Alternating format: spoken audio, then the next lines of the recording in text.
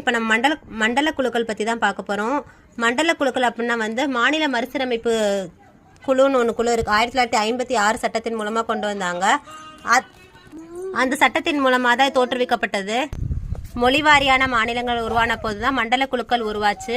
இதை சுதந்திர இந்தியாவோட முதல் பிரதமரான ஜவஹர்லால் நேரு தான் வந்து இது உருவாக்குனப்ப என்ன சொன்னார் அப்படின்னா, இந்த மண்டல குழுவோட நோக்கமே என்னன்னா கூட்டுறவு கூட்டாட்சி வழக்கத்தை வந்து வளர்க்கறது தான் மண்டல குழுக்களோட நோக்கம்னு சொன்னாங்க. இது வரைக்கும் 5 மண்டல குழுக்கள் உருவாக்கியிருக்காங்க.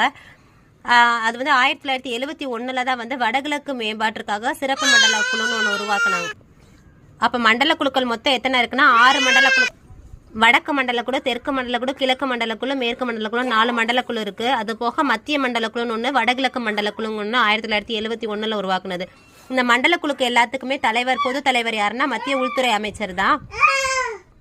ஒவ்வொரு மண்டல குழுவிலுமே மாநிலத்தோட முதல்வரும் 2 அமைச்சர்களும் வந்து இருப்பாங்க. ஒன்றிய ஆளுக்கு உட்பட்ட பகுதியாக இருந்துச்சுன்னா நிர்வாக தலைவர் வந்து அதோட உறுப்பினராக இருப்பாங்க.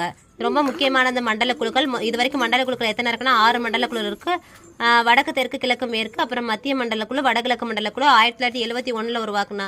1971 தான் வடகிழக்கு மண்டல குழு உருவாக்குனாங்க. 1956 தான் மண்டல குழுக்கள் உருவாக்குனாங்க. இது ஜவஹர்லால் நேரு உருவாக்குனப்ப என்ன சொன்னாங்கன்னா, இது கூட்டுறவு கூட்டாட்சியை உருவாக்குற வழக்கத்தை வந்து வளர்க்கறதா இதோட நோக்கம்னு சொன்னாங்க.